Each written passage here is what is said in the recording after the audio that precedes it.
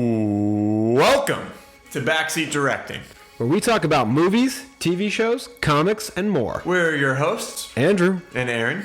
And today we are going to be talking about Arcane. 3, 2, 1, action.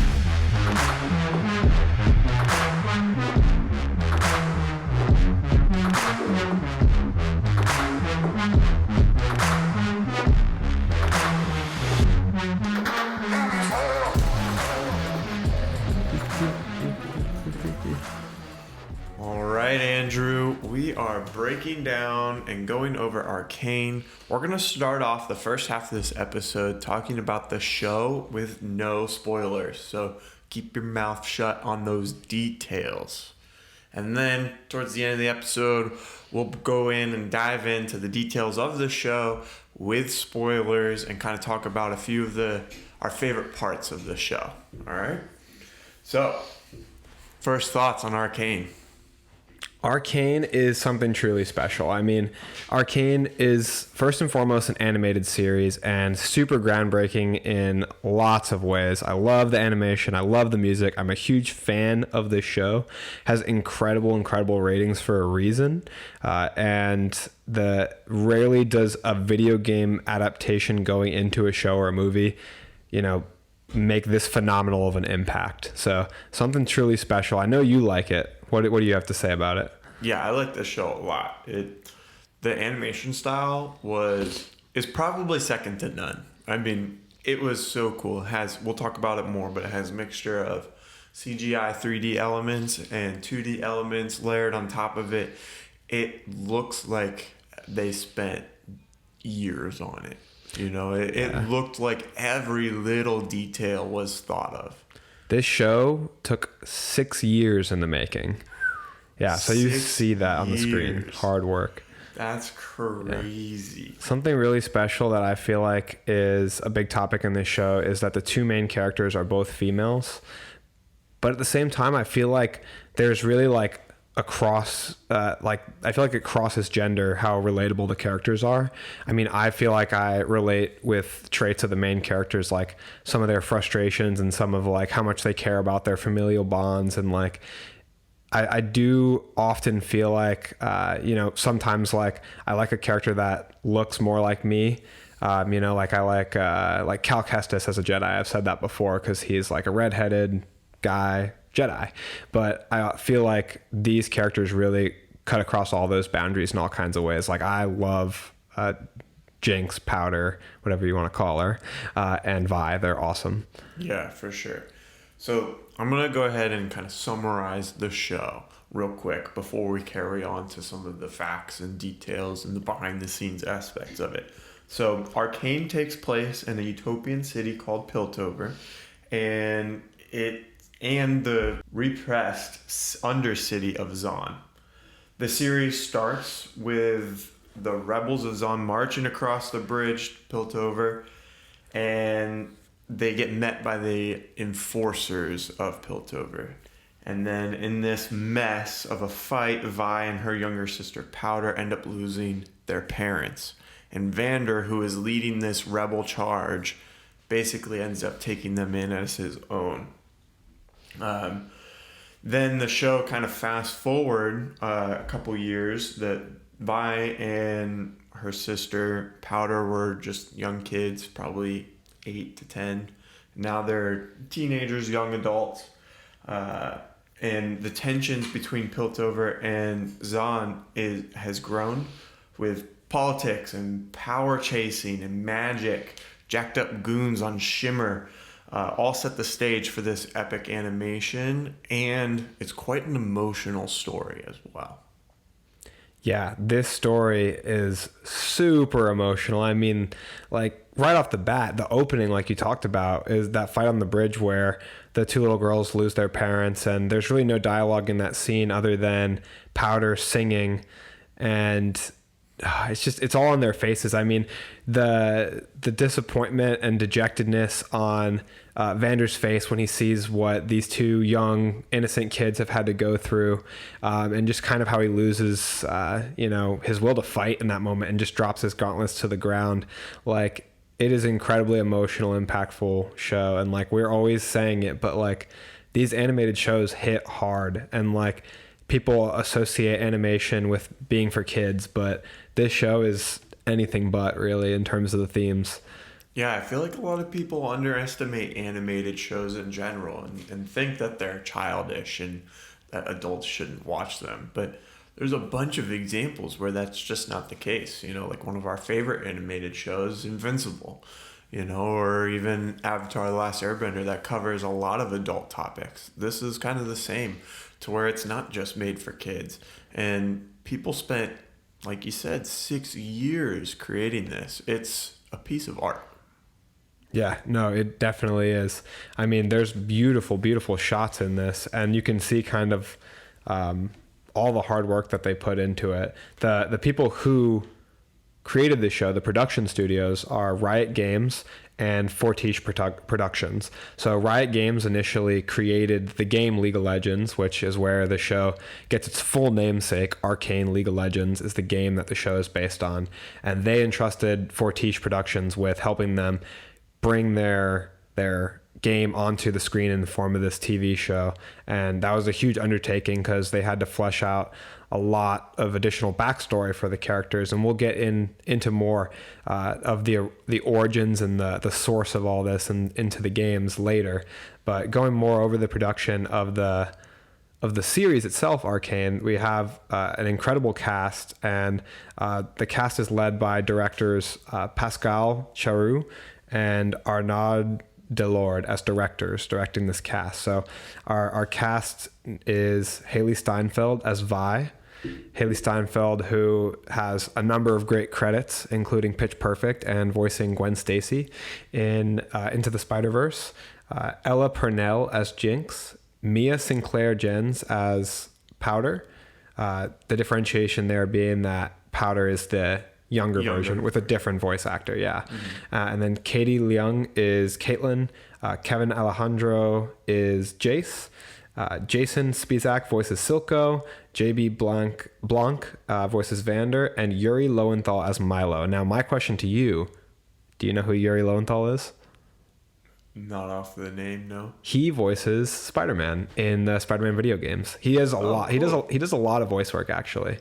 But I thought that was really cool. I didn't know he voiced Milo until going over this episode. Yeah, so we got 2 Spider-Mans in this. Yeah, right. This show. Yeah. With Spider-Gwen and Spider-Man from the game.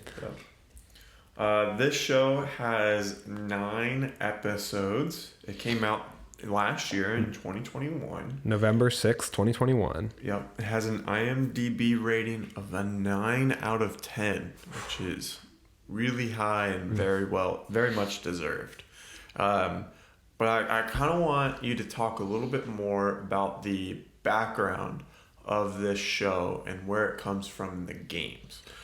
So there's a little segment called Source Code. All right. Yeah. Source code, getting to the source. So we are very interested in source material, obviously, if you've listened to any of our past episodes. So this is going to be us kind of defining a segment to this. We like talking about whether it came from a comic, a book, a video game, in this case, a video game. So going back to the very beginning, as good a place as any to start for this episode. This show, Arcane League of Legends, is based on the video game League of Legends, produced by Riot Games. So Riot Games was established in 2006 with the idea that they were going to create this game League of Legends. The game League of Legends is based on a mod to a different video game, World of Warcraft 3. So Warcraft 3 had a mod that people came to call Dota, and it was very difficult to play, but fans really liked it. It was because they had the ability in this game to create a map. They kind of created their own game within the game, but because it was within another game, it was difficult to get access to it. Lobbies took a long time to load. There was issues with servers. So they set out to make their own game. And the style of this game is what has come to be called MOBA. MOBA is multiplayer online battle arena. And these games, there's a whole series of other games that use this style, like Smite and Dota became its own game. It's this style where there's an overhead view of the character. You generally are marching down lanes and defending your own pillars and attacking the enemy's pillars to get to the other end of the map and destroy kind of their central pillar is the idea of League of Legends. Everyone has their own roles, and there's minions that fight alongside you as well that you have to be aware of. There's all kinds of different things, inventory items, there's skills, there's leveling up. You get different abilities as you level up, and you have like ultimate abilities as well. So there's so many different strategy aspects to keep track of in this game. I believe that there is 5 players on each team. So you're not only strategizing for yourself, but strategizing amongst a team. So there's tons of layers in this game. And fans just came to really, really fall in love with this game as it was invented. It took 3 years. So until 2009, the game wasn't brought to be showcased at conventions. And when it did, it really kind of began to blow up from there. In that period, from 2009, it only took until 2013 for League of Legends to become the most global esport. So that makes it the biggest video game competition-wise being played in the most countries. And then characters like Faker and Uzi, they're very notable people in the world of League of Legends. They elevated the game by bringing tons of fans and viewership to esports world finals. Their level of like skill at the game and the level of competition they brought to the game for their countries, they really increased the attention span on these games and built up viewership of millions upon millions of people coming to watch world finals games. And all of these, the world of esports was in a way built on the back of League of Legends. I mean, it really built this up to where prize pools were multi-million dollars. I think one of the last world prize pools for League of Legends was like $11 million. So yeah, big fat stacks. We're doing the wrong thing. We should be gamers. Yeah, for sure. I believe in 2013 was when Jinx was released, her character. Or at least that's when they had Get Jinx, the music video, come out to hype up the character. And that's where we kind of first got to see the 3D animation with the 2D animation on top with this character in this world. Yeah, they do all kinds of things like those music videos, like releasing player cards with like specific art for that champion, all these things to like kind of build up and get excitement around the game. Really smart business sense by Riot Games, like building their platform around League of Legends to the point where League has a reported annual revenue of $1.75 billion and 180 million concurrent players as of 2021. So concurrent players being ongoing people who are returning to play the game, 180 million across the world. That is a huge game. That is wild. Have you ever played? I have played League of Legends a very little bit. I'm not the hugest fan of the MOBA style, but I've played League of Legends. I've played Smite. Have you played any of these? I have not. No. They're fun. It's a fun concept. I'm just not good enough at them to enjoy them because they're super competitive. They're all like match-based or rank-based matchmaking and all kinds of things. Like they're serious games, and that's why these people, like I mentioned, like Faker, like these incredibly skilled people take such a big interest in it because of the level of like the tactical aspect of the game. Like it really draws on that ability for these people with those kind of skills. It challenges them in that way. And going up against other people who have those skills, I think, is what really brought attention to it for fans, getting to see people compete at that incredibly high level. I have figures here for the game, for the amount of people playing, if my phone will load. But so just a little bit of extra background on the game. The game League of Legends itself has regions and champions. Champions are playable characters in the game. So the champions, there are 157 champions or playable characters in League of Legends. In the show, we've only seen 9 so far. So there's so much more wealth of characters they have to draw on. In the show, we've seen Jinx, Vi, Jace, Caitlyn, Echo, Victor, the Singed, Heimerdinger, and Ryze. And so that's our 9 that we've seen, but there's 157 total. They have so many more characters to bring in this world as they do more seasons. And I wonder how much more of those characters they're going to explore, or if they're going to dive more into the characters we've already seen, or a mixture. Who knows? Because the thing is, like, I was reading about it, and Ryze is a character he's shown in the beginning of episode 2.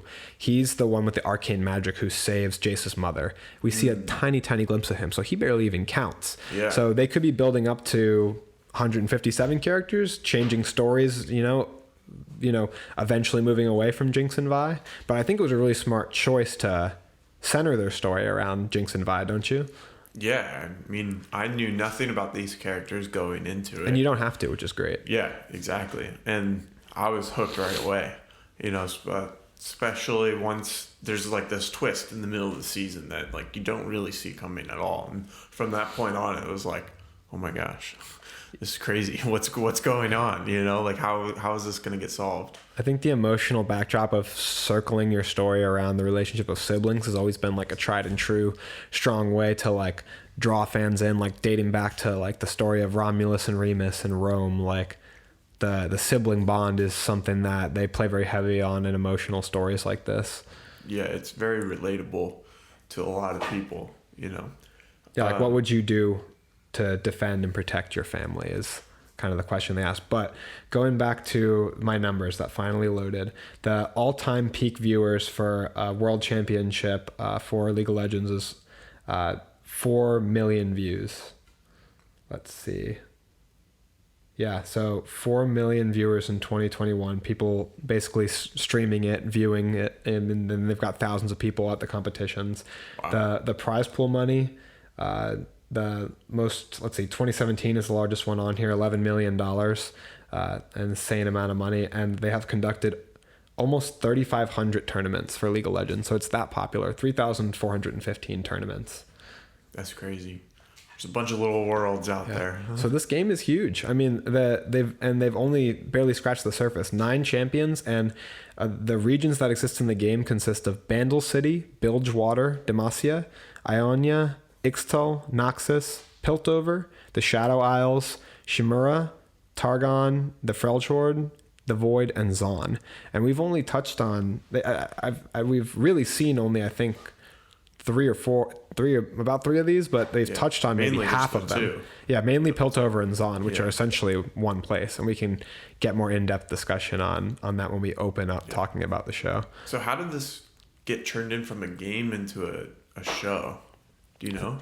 So from what I understand, the creators of the game are always pushing to kind of increase brand awareness, and they wanted to touch more on the fleshing out the backstories of the characters, which isn't something that they get to do as much in their cutscenes. I believe their cutscenes either have very little or no dialogue. So this is a chance to expand a lot in their universe. And recently Riot Games has been expanding a lot. They put out a card game, online card game recently. I believe they created the game Valorant. So they're expanding their brand a lot. And I believe this was just a part of stretching their legs into new arenas. The game itself isn't that visually pleasing, right? It's just like a top-down view. Yeah, it's more of a simple style, but it's definitely come a long way since its inception in terms of the graphics. Yeah, it's cool that they're using these like different cutscenes to show the art and creativity behind it, and then letting the game be the game, And it took 6 years to make this, so how long do you think it'll be until we get a season 2? The creators had a statement saying that the only thing they said was, don't worry, you won't have to wait another 6 years for season 2. So we've only come about a year since season 1. So yeah. I don't believe there's any release dates being mentioned yet, but I'm hoping maybe in a year's time. I feel like that's the only big negative about enjoying animated shows is having to wait for the second season. Like Invincible, we've been waiting for a while. Gosh, don't even get me started. For this, we'll probably still, even if it's not 6 years, like if they doubled that time, right, and do it in 3 years, that's still 3 years in between, But like we've talked about before in other episodes, it takes a long time to make this. So the animation to this show is very unique and was pretty groundbreaking in its style and techniques that it used. So it combined CGI and 2D VFX. So VFX is just like your visual effects, and all of those were hand drawn. So all the light trails, all the smoke and the guns firing, and when they throw a punch and it hits and they got like the sparks coming from the punch, all of that is hand done, and all of the lighting is from hand drawn too. That's incredible, because I've just been rewatching some of it this week to get ready for the episode, and something simple that stood out to me was when Vander smokes, like you said, the smoke, that it kind of like breathy way that it's a 2D texture in like this predominantly 3D world, right? Because like the characters themselves are 3D characters, but then all those little accents are 2D animations, you know, so like the smoke is more flat and it's used to show definition by different shades of color rather than actually making it look like real smoke, you know, and it's cool to have those two complement each other. And then they also painted over the texture of all like the skin and the clothes and the wear and tear and all the weapons and stuff. That's all hand done. And as we were talking about in some of our other episodes, like a standard movie in America is 24 frames per second, which gives you the most smooth motion blur, right? So when you move your hand, it's blurred a little bit and it looks smooth, right? It's not like jumping from one place to the other. So if there's 24 frames a second, that means there's 24 drawings in 1 second. So there's how many seconds in the whole series? And one drawing themselves, it has multiple artists doing different things, you know, like one's in charge of the light, one's in charge of the structure, one's in charge of the skin, you know, like there's a whole bunch of things going on that all these artists are coming together. But I believe their like main art crew is only like 5 or 6 people, which is crazy. Yeah, I mean, when the company was founded, they talk a lot about how they didn't have a very experienced staff. I mean, they didn't have a lot of money to go on, just kind of a plucky attitude and the belief that they had something special that they were making. So the seems like a fitting place for their animation to start as well. Yeah, I believe you have some numbers on what the budget for this show was and how they quantify how much money the show made, right? So I'll start off saying that all of this is tricky. The numbers when it comes to budget. So the budget and revenue numbers are tricky. So as it is for all TV shows. Yeah, TV shows are hard to get a hold of budgets, we found out. Yeah, and it's hard to quantify how much they're actually bringing in. Yeah, but in terms of Arcane's budget, I have one source saying that it cost $90 to $100 million to make the entire show. I have another source that simply stated over $20 million. So there's a lot of gap between 20 and $100 million. One of my sources I saw said 100. Okay. So imagining it cost around $100 million to make, which this show's only 9 episodes, but it's incredibly detailed. They're paying all their voice actors. It's a lot of man hours into the animation, like we've already talked about with drawing the frames. Mm-hmm. So assuming that, then when we're looking at the profitability, the revenue number the only revenue number I could find was $1 billion. Now, how do they quantify that? Do you know? Yes. Oh, okay. Or at least I think I do. I was gonna. Right. So this is the question Arron always asks when it comes to streaming services. We want to understand how they quantify their money. It just doesn't make any sense. So we know that streaming services make money with monthly subscriptions, but how do they calculate how it's worth it or not to make a show? The simple answer is impact value. What they call impact value over at Netflix is a measurement for how well a show has performed or how it has impacted their audience. They measure this through breaking their viewers down into 3 categories. So you have starters, watchers, and completers. Starters watch the show and maybe they watch 2 minutes. If you've watched 2 minutes, you're at least a starter. You have to watch 70% of the show to be a watcher. That means you've watched a good portion of the show. To be a completer, you have to watch at least 90% of the series. So that is how they categorize them. When they say something like, using Squid Game for a lot of these examples, because their numbers have been out for a while, they say 142 million households have watched Squid Game. They are using the watcher category for that figure. So 142 million households have watched over 70% of the show Squid Game. Now, to put that into perspective, Squid Game was a huge show, and their impact value was determined to be $900 million. So theoretically, by their measurement standard, Squid Game made less of an impact value and earned them less money than Arcane did by $100 million, which is a considerable amount. So Arcane is deemed to be more successful than Squid Game in terms of their impact value. Now, all of these analytics must be said that they are subject to scrutiny because they are Netflix's analytics. Netflix is very shrewd with how they let others view their information. The leak of which a lot of my information is coming from, it's from a website called 2dpoint.net. On their website, they reference a leak of information and that somebody was fired over the leak of information for this impact value. So they very closely keep these numbers to their chest. And when they tell you that Arcane made $1 billion and Squid Game made $900 million, that's all based on their metrics. It's nothing that we can see. We have no way of determining if people watched for 70% or how many people watched for 70%. They take these things into determination. They take, we have this many households that are watchers that watch 70%. And then they make assumptions from there, judging that because this many people watch the show, we assume that this kept them from canceling their membership or from non-renewing their membership. And then those assumptions go into them determining how much money the show made them. There's pretty complex factors involved in the guesswork. But basically they also have a weighted system where somebody who uses their app or who watches Netflix less often is weighted more heavily than somebody who does watch it often, because it's believed in their minds that somebody who uses it less often and then comes on to watch Arcane would have been more likely to cancel their membership if not for Arcane. So they basically relate it all back to the revenue in terms of their subscriptions, and then they use guesswork to decide whether it was important enough to keep the viewer or to add to the viewer's reason for keeping the show.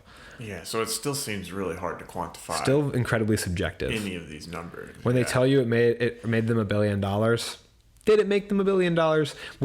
How many of those people would have really canceled their membership if the show Arcane was never made? Yeah, right. And yeah, that's weird because I didn't even know about Arcane coming out, So like I bet most of the people who watch Arcane are in the same boat.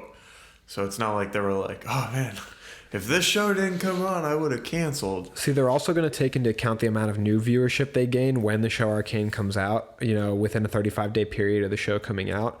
But there's also no way to know for sure how many of those people are paying for the membership because Arcane was just released. Yeah, and doesn't that also make it tricky to figure out how this all makes sense and is worth it? Because they release all of their episodes at once, right? Netflix is on the binge model, to where they release the whole season all at once, and most people probably watch it in just a few sittings, or rather than it being a weekly release like a lot of the other streaming services are doing now, like what regular cable television used to do, to where you would watch it one week, wait for the next week for the next episode, and then by doing that, you're forcing people to watch the show, quote unquote, over a longer period of time, to where, one, it's talked about more, and two, it's viewed more and stuff.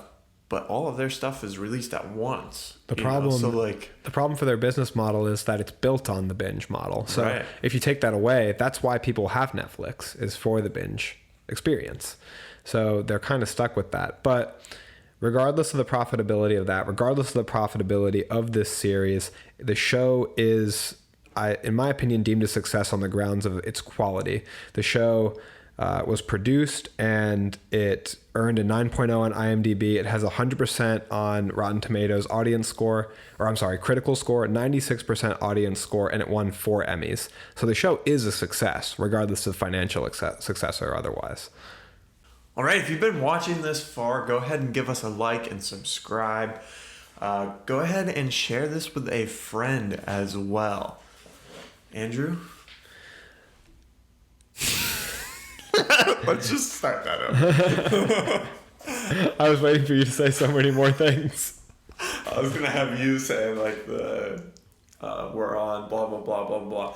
Oh, I need to make sure we say Mondays and Thursdays. Yes. And I thought I was just going to say the part that's like, now we're going to go into spoiler territory, that stuff. Okay. All right, I'll do it all. Sorry. No, you're good. I was waiting for you to jump in. You never jumped in. All right, sorry. All right, if you've been listening this far, thank you so much. Go ahead and give us a like and subscribe. Share this with a friend. We post a new episode every Monday and Thursday. We're on TikTok and Instagram as well, so go ahead and follow us there. Go ahead and comment on some of our posts. We'll comment back and we'll have a conversation. And now we are going to break out into song and dance. No. Now we're going to break into our spoiler portion of the podcast on Arcane League of Legends. If you haven't seen the show, I do recommend that you go watch it. If you would like to not have the show spoiled, go ahead and pause it here. Come back after you've watched the show and hear everything else we have to say. But we are going to start spoiling the heck out of this show, and there is some good twists and turns. My favorite episode is episode 3 because it shattered the expectation of where the show was going for me.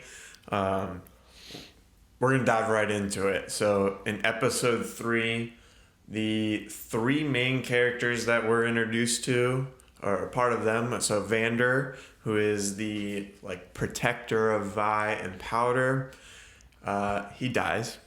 And then their friends, Vi and Powder's friends, Clagger and Milo, also die. And it's like, you just killed half of the main cast. What is going on? I was not expecting that at all. It totally flipped the emotions for me, and I was dazed from it. Yeah, I mean, so like Aaron discussed earlier, the show starts off with on the bridge, very emotional. Vander picks up these 2 kids who have become orphaned. He picks up Powder and Vi, takes them under his wing, and then we cut forward. We see Powder and Vi have made some friends, Milo and Clagger. They are like a band of brothers, this group. They are getting into trouble together. They are defending each other. They seem like they'd basically put their lives on the line to protect each other. They're like a small little rough and tumble family. They all live in the Undercity of Zon. Exactly, yeah. And then as trouble starts to begin to brew between the Overcity of Piltover and the Undercity of Zon, we have all these clashing personalities we have these clashing rival sides, as when Silco steps in with his kind of gang of thugs, because he's not going to be stepped on by Piltover. And when he takes Vander, all bets are off, and this episode 3 goes crazy. It gets bloody. The show turns on its heels. The rescue Vander mission is undertaken by the 3 older kids, Milo, Clagger, and Vi, and then Powder comes tumbling in behind them, and she lays all their plans to waste. What happens? So basically in the first episode, the 4 of them, Vi, Powder, Milo, and Clagger, all go up to Piltover, and they break into this palace or whatever, and they end up stumbling upon the magical ball. What is that called? The Hex? Oh, the Hex Stone, Hex Gem. Yes, Hex Gem. And they end up, because of Powder's clumsiness and inexperience, end up blowing the building up. And then the enforcers, which is just like the police of Piltover, start chasing them, and they have to quickly escape. The whole theme of the beginning of the show is that Powder's kind of a mess. And she thinks she's not good at anything or not good enough. She's the younger sibling, and she looks up to Vi, and she wants to be like her, because Vi, things come easy to her.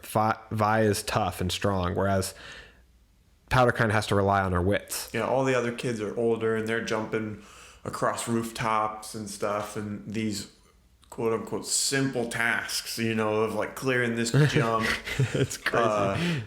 Is a lot harder for Powder, and she feels like she's slowing the team down and all this stuff, and that she's not good enough, and Vi is there annoyed with her, but also trying to encourage her and help her to kind of step it up and get onto their level as well. Vi always has her back, even when Milo's getting down on Powder. One thing that I noticed in rewatching it is Powder's really painted out to be this helpless character, but she's really not. Like, she makes some mistakes, but she's just young. Yeah, she clears that gap across. I mean, she almost falls afterwards, but she clears a good 6-foot gap across a fall of probably 50 feet. She is pretty fearless and tough. I mean, there's one point in the story where Vi is trying to sympathize with Powder, and she tells her tough times that all of them went through, where Claggor got his foot stuck and got bullied by the enforcers, or Milo fell and kicked over a paint can. And Vi talks about how when she was a kid, she couldn't get to this toy that a kid threw up on a power line or a little lead pipe, and she was too scared to go out there and get it. And every day she'd look at it and hope that it fell. And then later in the next episode, we see Powder has that same toy. So even though Milo says that Vi was twice the kid at half Powder's age, Powder is a tough, smart kid. She's a child of Zon like the rest of those kids, and they might look down on her, but she's got more to her than it even seems in the beginning. Yeah, and then while all of this is going on, we have Silico, who's working the Undercity and is trying to get back at Piltover, right? Because the Undercity is, thrown to the side. It's all poverty, and no one from the big city of Piltover is helping them at all. So he's kind of forming this charge to kind of get back at them. And he's experimenting with the scientist who's creating this basic steroid, which is Shimmer. And he's creating these goons that are all jacked up on this stuff. And he ends up finding out about the Hex Gem, and he works over and ends up killing some of the enforcers, and then he kidnaps Vander, who used to be friends. Yeah, and him kidnapping Vander is in a really bloody scene. I mean, they tear the enforcers apart using that enhanced what is his name? Zimmer? Shimmer. His name might have been Deckard or something. But yeah, he's hyped up on that Shimmer steroid, and they tear those guys apart. So the show up to this point hasn't exactly been gentle, but it takes a real turn for the dark and bloody in this episode. Mm-hmm. And by the time that the kids show up to save Vander, things seem pretty hopeless. I mean, Vander's tied up and beaten, and he's not in a position of power, let's say. Yeah. You've watched the first few episodes more recently than I have. There's a few flashbacks of Vander and Silico. No? Not in those episodes? I didn't see any of those points up to where I watched. Okay. I was kind of skipping around at what I was watching to try and get most bang for my buck. Okay. So basically they were working together, right, at some point. In the name of the rebellion of trying to raise up from the Undercity. Yeah, so do we know how they ended up splitting? It seems like it's just Vander at one point was holding Silico under the water and ended up kind of permanently scarring him and stuff in this fight that they had. But do we know what that fight was about to begin with? It seems like the show leaves it a little bit open to interpretation, but from the perspective of Silico, and I would say probably even from the perspective of Vander himself, Vander betrayed Silico. Whether it was for the right or wrong reasons, Vander betrayed their shared mission, he betrayed their friendship and their bond that they held together fighting for a common cause, and he went against his word and their mission, and I feel like that was a huge blow to Silico and really put him over the edge into becoming what we meet him as, this kind of like crime lord, who is maybe not even crime lord, but he's almost kind of like a radical freedom fighter who's willing to do whatever to ends justify the means. Freedom fighter is a good way to explain him. And I was watching an interview with the creators of the show, and they were talking about how they wanted each person to feel like they had the side of right and wrong kind of battling in themselves, to where it's like there's no clear good guy and bad guy. It's just a matter of perspective. Yeah, I think Vi is arguably the main hero of the story and seems to be the most morally justified character throughout. But even looking at her story arc, I mean, she, puts her sister down. She kind of abandons her when she needs her the most. Let's talk about that a little more. Yeah, Vi kind of leaves Powder behind because this is a really important mission, the Rescue Vander mission. And Powder's been bungling everything up. So she kind of leaves her behind, and for her own safety in a sense, right? But Yeah. Powder didn't take it that way. She took it as like she's not good enough. And I think Vi was also prioritizing the fight, which is something Vander was warning her against. The reason Vander sacrificed himself, which is really he sacrificed himself to the Enforcers, not to Silco. Right. But the reason Vander sacrificed himself is because he's kind of turned to the end of pacifism. Like, he does not believe in prioritizing the fight. He thinks that that is kind of being selfish, and he prioritizes his family. Vi's still like young. The day on the bridge kind of changed him. Changed him for good, yeah. And Vi's still young and brash, and in that headspace Vander was in. She doesn't like feeling stepped on and downtrodden by the people above her, and she doesn't take kindly to that. She's kind of overridden by anger and these violent urges that she lets control her. And I think that's part of why she leaves Powder behind, is because she's so focused on that goal. Yeah, and they animated her like Powder's like freak out and frustration really well, to where like her voices inside of her head are kind of like glitching all around her, and like she's kind of like jumping from one area to the room to the next. And like it has like the overlays of like different X's and faces and stuff showing up on top of like the 3D animation to show like how frustrated and chaotic it can be inside of this little kid's brain, who's basically been told like, hey, you're not good enough. You know, even if it was to protect her, because they were going into this big fight and they didn't want her getting hurt. But the way she saw it was that she wasn't good enough to go with them. Yeah, the damage of that, being told that repeatedly too. And, you know, she's heard that a lot. Not just in that instance of being left behind, but she's kind of the dead weight to them, and they're not really shy to say that to her out loud. Especially Milo. They just animated the emotion so well in that moment when she's left behind in her room. And I think there's a lot of interesting aspects to the character psychology too that you bring up, with Vi feeling like her self-worth is down and not feeling like she's ever, not Vi, Powder feeling like she has no self-worth and feeling like she's down and on herself and has no belief in herself. And then Vi feeling like she has the weight of the world on her shoulders. Because like even Vander says to her early on in the series, he's like, they look up to you. You say run, they run. Like, she has this leadership role, and that's a lot of weight to carry. It's a lot of burden and guilt when things go wrong. Yeah, so she also has a lot of hate and anger stored up inside of her, too. So there's a lot of issues for both characters, and they really explore that throughout. But let's go into the big twist. Yeah, so all three of them, Vi, Claggor, and Milo, go to Silico's little den to try to rescue Vander, which we talked about. Vander's like tied up to this chair.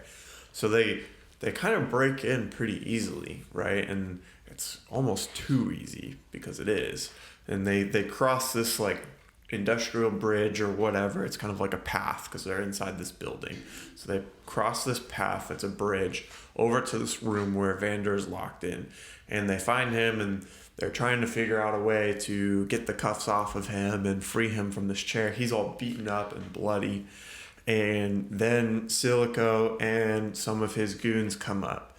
So from that point, Vi takes charge in the fight and puts on these gauntlet gloves and goes off to fight these bad guys. And the first one that she faces is this big, huge giant of a guy, and she just one uppercut to the chin, he falls onto the ground, you know. And like before that happened, we're like, uh-oh, and then we're like, oh, they're in for it. And so she's fighting off these goons while the other two are trying to figure out. Milo's trying to undo Vander, and then Claggor is looking for a way to escape out of the room once they get Vander untied. And then Vibe ends up beating up some of the guys, and then Silico releases one of his goons that's shot up with the simmer juice, which is basically this thing that makes them kind of Hulk out. And that posed to be a little bit more of a fight for her. Yeah, and she is like slugging it out. There is this is such a great fight scene on that bridge you're talking about. I mean, Vi is such an incredible character, and you see like her indomitable spirit, you know, that fire inside her that she's never going to give up in this fight, like fight to her last breath. Such a great character and such an awesome moment. But well, before you continue, this is such a good fight scene that I drafted this fight scene on our fight scene draft, which is episode 7. So if you guys want to go check that out, we each we created a team of 5 of the best fight scenes, and this was one from my list. So go check out that episode if you'd like. It's episode 7. that is part of what definitely made your list the second best list that day. I mean, second best? Yeah, it secured you that number 2 spot with how good it was. I think you're forgetting the completion of all the lists. Well, the people can go back and decide for themselves. Yeah. But there's this epic fight, and then Powder shows up with her newest gadget. She's always trying to make these little bombs because that's what she does.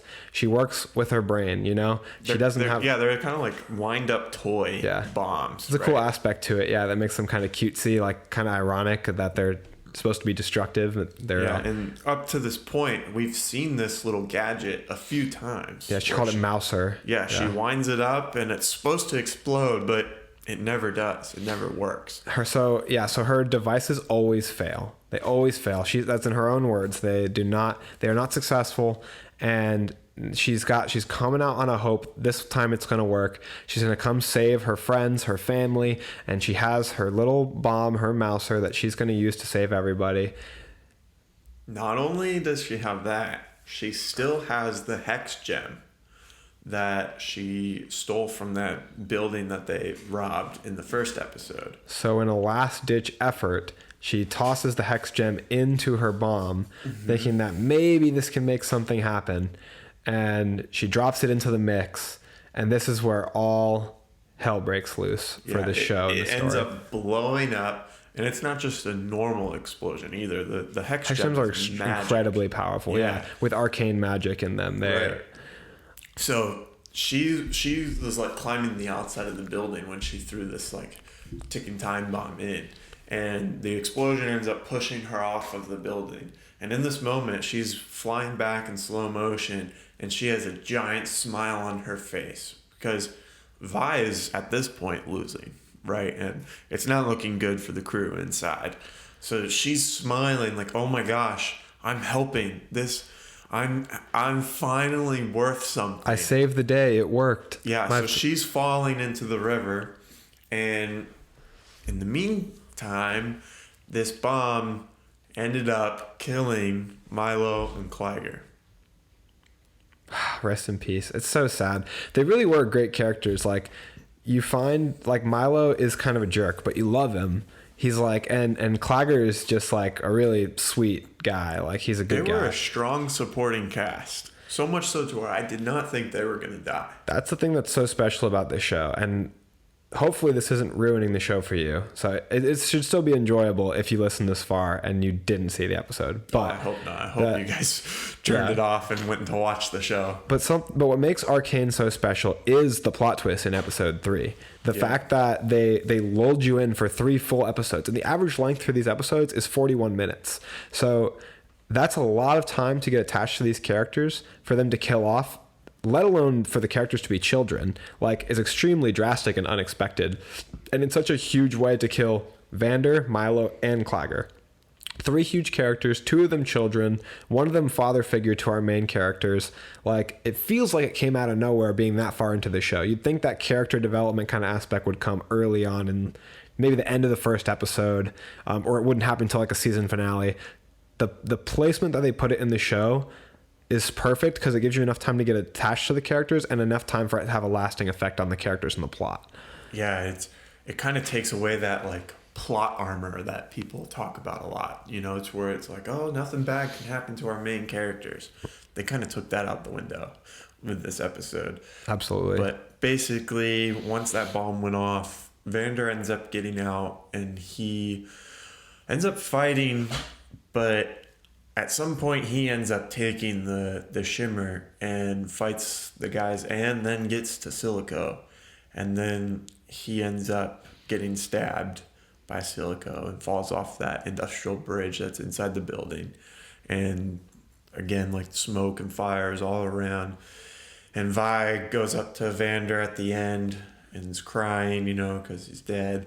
And then Powder walks up and is relatively happy. She's proud that her bomb worked. Because she doesn't know everything that happened. She thought she saved the day at this point.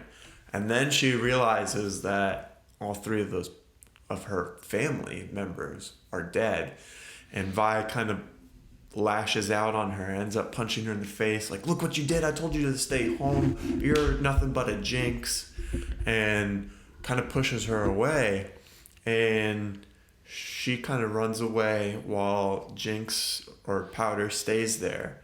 And then Silico comes up and basically comforts her. Vi tries to jump in and intervene, but she ends up getting arrested. And then this is where Powder turns into Jinx and eventually starts working with Silico, who now becomes her kind of father figure.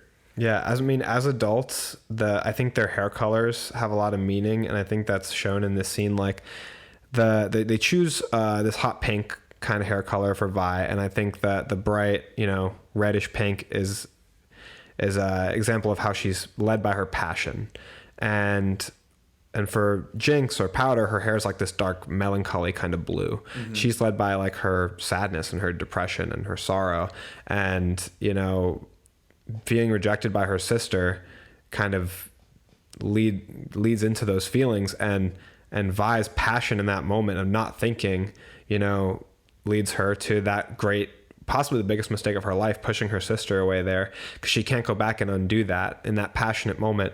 Though we see that minutes later she might feel like going back and trying to pick up the pieces of what she's done. It's too late at that point. Silco's already there, and she's already being taken back into the shadows.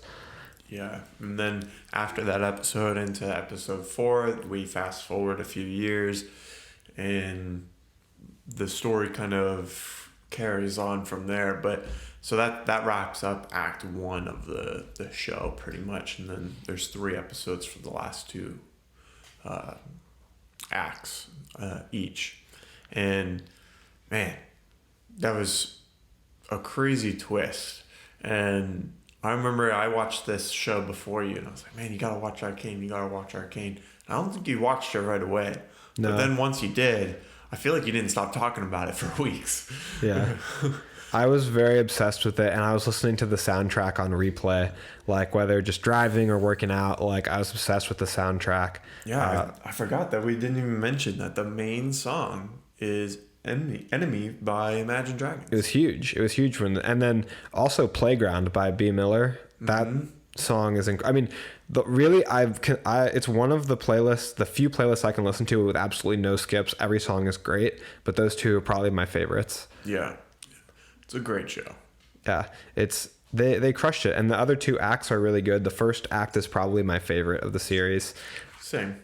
But it was really game changing. Everything from the animation to the story to the development of the relationships of the characters is fantastic.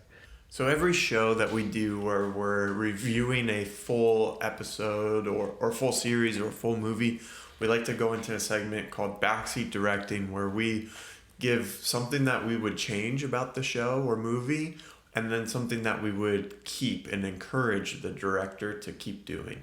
If we were in the back seat and had a earshot and were in earshot of the director. So Andrew, what's something about this show that you would change?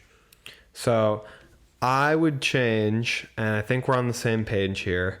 I would decrease the amount of time that we spend over at Piltover dealing with all of these issues involving Jace and Victor and Heimerdinger. I think that part of the show is interesting, but it's not what captivated my attention. So when they spend a lot of time there, I find myself just wondering what's going on in Zahn, wondering what's going on with Vi and Powder. I think that it's interesting the way the stories like coalesce and connect with each other eventually with Jace and Vi and everything.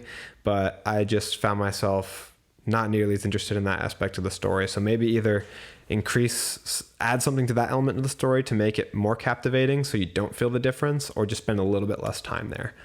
Yeah, I think that was my same critique. It was all the political aspect of it. I think it's important to the story development, but it kind of dragged at some points where, like you said, like I was so excited about and interested and invested in what's going on with Vi and Powder that I felt like I was getting taken away from that when we weren't focused on them, you know? Yeah, it really made me kind of not even like Jace, because I was like, Jace again. Yeah. Like, what's going on with Jinx and Vi? Yeah. Like, So how would you change that? Would you try to add something to it to make it more entertaining, or would you try to remove it, but then what would you put in its place? I think I would just cut down on the time spent there a lot, tell the story there more succinctly, maybe with not as much character development for those characters, and leave it for a later season when we built them up more to have more interest.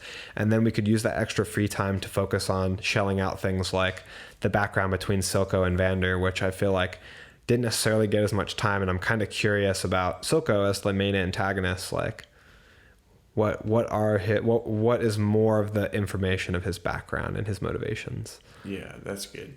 What would you encourage the director to keep, and what's been good about the show? Definitely, I would encourage the director of Arcane to keep up, or directors of Arcane to keep up with the development of the characters. I mean, I actually really like the time skips.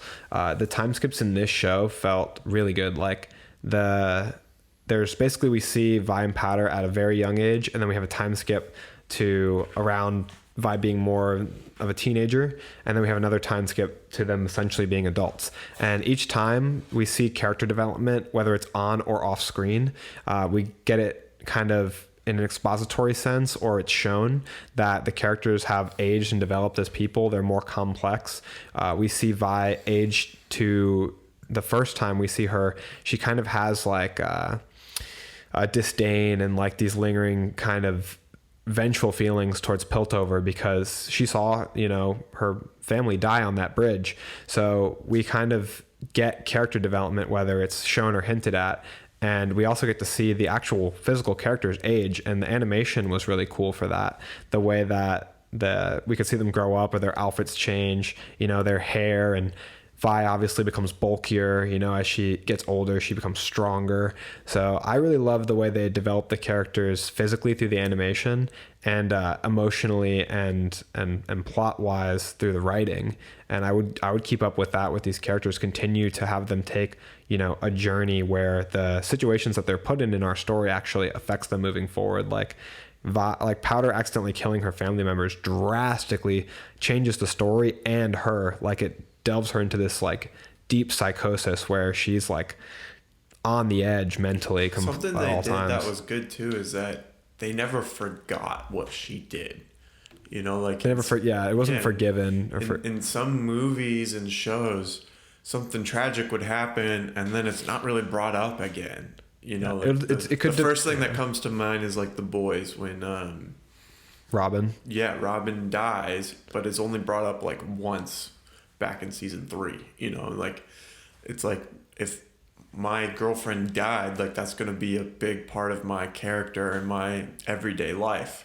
And her family, basically her brother is dying, is a reoccurring theme in every episode. Yeah, and years later, she is still hallucinating Milo and seeing him, pretty much every day, it seems like, talking to him in her mind. Like, it is ingrained in her psyche. It's not like just forgotten about it. And I think some of the reasons shows do that is to kind of soften it. Not necessarily in the case of The Boys, but they soften what the character did, their mistake or their evil act, by not focusing on it as much. But she did something terrible, even though it was by mistake. So I think it's a very good thing that the show doesn't just forget about that. It decreases the sentimental value of what happened. It gives motivation to her current actions too. Yeah, it's very real in that sense of acting like these events truly happened and are part of this character's life and backstory now, not just, that's from episode 3. This is Jinx's life, and this is, something that shaped her into who she is. But what do you have as something that you would keep the same? Yeah, this is more of like going on into the next season. I want them to continue to focus and develop Vi, Caitlyn, and Jinx. Caitlyn's someone that they end up teaming up with. And because like you said, there's 157 characters champions that are in the video game. I don't care about all of them. Like I care about Jinx and Vi, and I like Caitlyn, even more of Jace, and then like sprinkling in some of the new characters as the story kind of develops. But I hope that they don't just like shift to a whole new cast of characters, and like explore a different aspect of the world that Arcane is in. I think it has to be okay for you to like a show and not know all 157 playable champions. Like I think it's so unfair sometimes that there's that aspect like, oh, if you don't know all 157 champions and play League of Legends, you're not a real fan. But we love the show Arcane without really having played much League of Legends. And I wouldn't say that to anybody watching Invincible. I wouldn't say, oh, have you read all 144 issues of Invincible? I think you should just be allowed to like something. So I think it's totally fair for you to say if you want them to delve in on these 9 characters, I don't think anyone would argue that it was like a home run choice to make Vi and Jinx their main characters. Yeah. So that pretty much wraps up my thoughts on Arcane. Did you have any last minute things that you want to throw in? No, I mean, just, obviously both of us tipping our caps to the animation studio and the team that put 6 years into making this show that we love, Yep. Good work. And here's to the next 6 years. See you in 2027. It's going to be a great show. But thank you guys for watching or listening. You can keep up with us on any of the podcast platforms or YouTube. We post our episodes every Monday and Thursday, and we look forward to interacting with everybody. Please like, comment, subscribe, follow, share, and tell your friends about us. We are slowly growing, and it helps us a lot. And that's a wrap.